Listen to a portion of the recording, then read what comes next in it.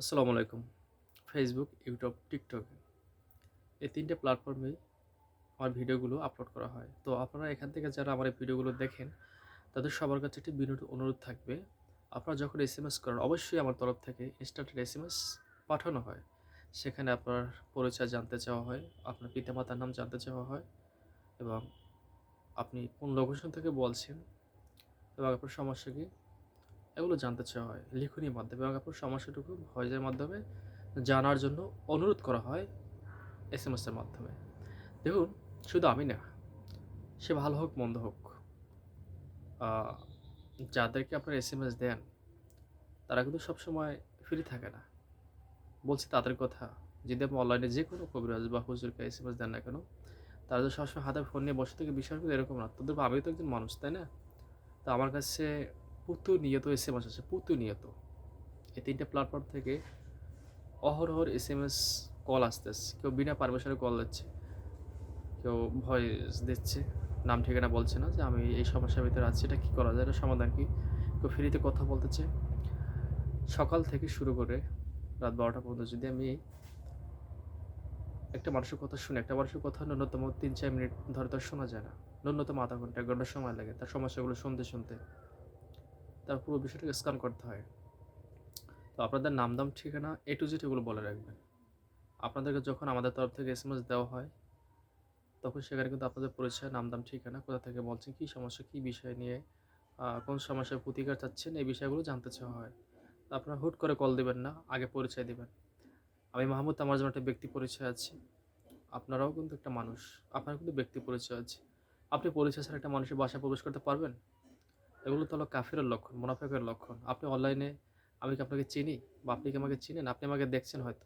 যে হয়তো এই ভাই বা এই মাহমুদ হুজুর ট্রিটমেন্ট করে। ঠিক আছে। আপনি ভিডিওটা দেখছেন বেশ ভালো। কিন্তু আমি কি আপনাকে চিনি? আপনি কোথা থেকে বলছেন? অবশ্যই আপনার একটা পরিচয় আছে। পরিচয় দিলেই তো আমরা আপনাদের রেসপন্স করি। আমাকে কেউ বলতে পারবে না যে আমি কারো এসএমএস এ রেসপন্স করি নাই।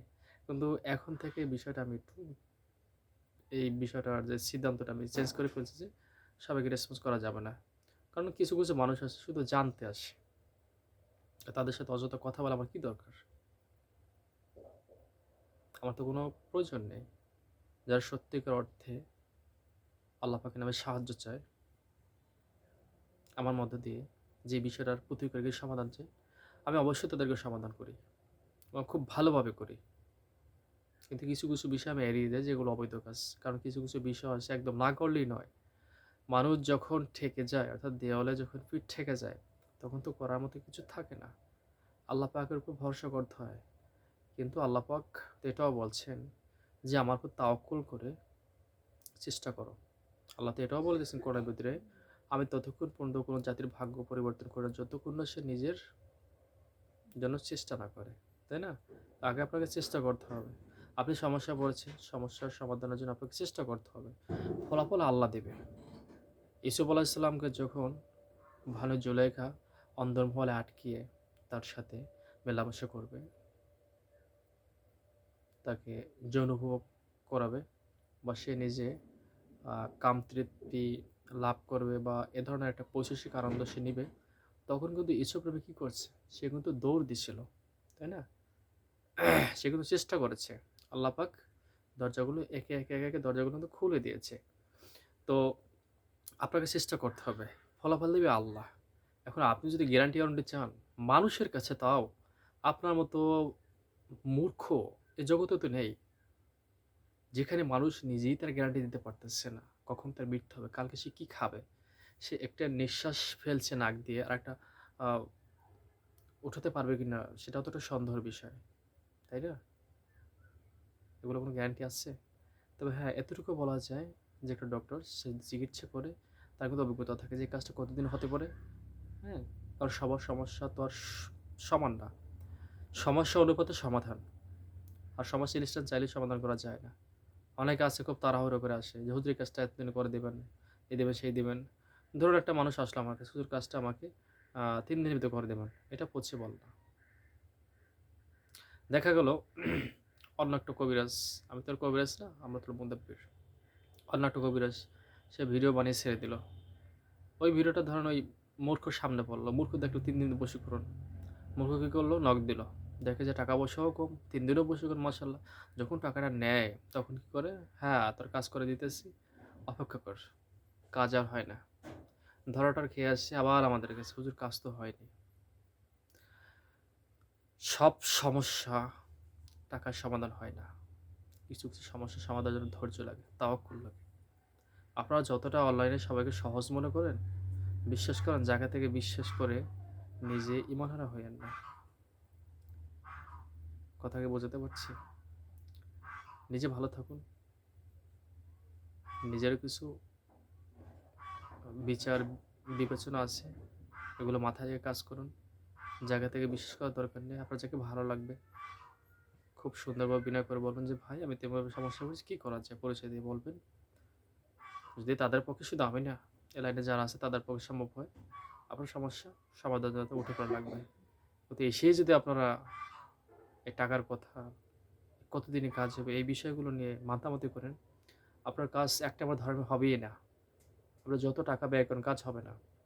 প্রথমে তো শিরক করতেছেন, কতদিন, কতদিন কি, কতদিন দেওয়ার যিনি করবে তিনি কে, এবং আপনি কে? আপনার জীবনে অনেক কাজ মিস হয়নি, আপনার টার্গেট কি মিস হয়নি জীবনে? আপনি এগুলো যেন গ্যারান্টি ওয়ারেন্টি চাচ্ছেন, গ্যারান্টি দেওয়ার মালিক আল্লাহ। আমি তো বারবারই বলি ভিডিওর মাধ্যমে, গ্যারান্টি ওয়ারেন্টি দেওয়ার মালিক আল্লাহ, বুঝছিলাম মানুষ। তবে এতটুকু শিওর বলা যায় নিশ্চিত করে, একটা ডক্টর সে যদি 17 বছর ট্রিটমেন্ট করে, তার কিন্তু অভিজ্ঞতা থাকে। একটা রোগী ভালো হলো না, ওই রোগীটা সে কীভাবে ভালো করলো। হ্যাঁ, ধরুন এই একই সেম রোগী আপনি আপনি আসলেন, আপনারটা আরও সহজ হয়ে গেল, তার পূর্ব অভিজ্ঞতা আছে। দেখুন কাজটা 11 দিনে হয়ে গেল বা 7 দিনে হয়ে গেল। ইনস্ট্যান্ট বশীকরণ যেখানে আমরা টাইম দিই 11 থেকে 15 দিন বা 21 দিনের ভিতরে, দেখুন 2 দিনে ধরে গেল। এখন আমি একটা টাইম দিলাম 15 দিন, এক্সাম্পল কাজটা ধরে গেল 2 দিনে, তখন সেখানে কী বলার আছে? আমি একটা টাইম দিলাম 11 দিন, সেখানে কাজটা ধরে 19 দিনের মাথায়, সেখানে কী বলার আছে? আমার কথা কি 2 হয়ে গেল না? তো এগুলো বলাটা কিন্তু শিরক। এই শিরকি কথাবার্তা যারা পছন্দ করে তারাই কিন্তু ধোঁকা খায়। হ্যাঁ? জায়গায়, জায়গায় ধোঁকা খায়। এগুলো হলো যে খাল দিয়ে ভেসে যারা কিছু মরক্খর গরু আছে না? আর কুকুর আছে না? এদের অবস্থা হলো এগুলো। অনলাইনে কিছু কবিরাজ আছে। এগুলো মরক্খরের মতো। এগুলো দেখলেই এই কুকুরগুলো আসলে এই যখন শোনে যে ৩ দিনে ৫ দিনে বশীকরণ, এই সেই, তারপরে স্বামী-স্ত্রীর বশীকরণ, আ প্রেমিক-প্রেমিকার বশীকরণ, অন্য নারীকে বিছানা নিয়ে আনা বশীকরণ। আমরা কি এগুলো বুঝি না? বুঝি। এগুলোর উপর আমাদের ফুল পিএইচডি করা। পিএইচডির উপরে কি আছে? সেটার উপর কি আছে? তা আমাদের করা। আমরা কিন্তু প্রকাশ করি না। এই টুপিটা সাদা পাঞ্জাবিটা মাথায় দিয়েছি মনে করবেন না যে আসলে কিছু বুঝি না। ভালো বুঝি। কিন্তু বলি না। যেটা ভালো মনে হয়, মানুষের জন্য কল্যাণজনক মনে হয় সেটা করি। পারলে কিছু উপদেশ মানুষকে দিয়েছি, এভাবে চলেন। এভাবে কাজ করেন। ইনশাআল্লাহ হবে। ভালো কাজে আল্লাহ সাহায্য করে। আর মন্দ কাজে সাহায্য করে শয়তান। আর শয়তানের চক্রান্ত বেশিদিন টিকে না। ধন্যবাদ সবাই। ভালো থাকবেন। আমার জন্য দোয়া করবেন ইনশাআল্লাহ। আর আমার কথায় কষ্ট নেবেন না। আমি আপনাদেরকে যা বলি বাস্তবতার দৃষ্টিতে। কারণ মানুষ ঠকতে, ঠকতে আর কত ঠকবে? একটা সময় দেখা যায় ঠকতে, ঠকতে ভালো যারা আছে তাদের উপর থেকে বিশ্বাস উঠেছে। একটা কথা আছে না যে, চুন খেয়ে মুখ পুড়েছে, এখন নদী দেখলে ভয় লাগে। তাই না? তো যার যায় সে বুঝে। ঠিক আছে, মানুষ একবার দুইবার প্রতারিত, যদি বারবার প্রতারিত হয়, আর প্রতারিত হওয়ারই কথা। যেখানে কম শুনে সেখানে দৌড়ায়। বাঙালি তো, আমরা যখন বহির্বিশ্বে ট্রিটমেন্ট দিই, বিভিন্ন, আমার জীবনে আমি ইহুদিদেরও ট্রিটমেন্ট করেছি। সে ছবি, ভিডিও ফুটেজ আমার কাছে আছে। তাদের মুখে তো কখনো শুনিনি। কিন্তু তাদের ভিতরে একটা কনফিডেন্স আছে, হ্যাঁ এটা হবেই।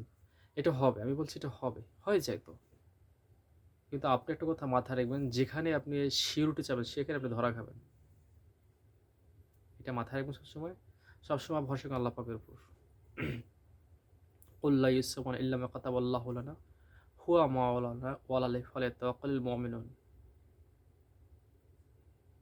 ফাইন তাওয়াল্লাহ ফাকুল হাসবিয়াল্লাহু লা ইলাহা ইল্লা হুয়া আলাইহি তাওয়াক্কালতু ওয়া হুয়া রাব্বুল আরশিল আযীম।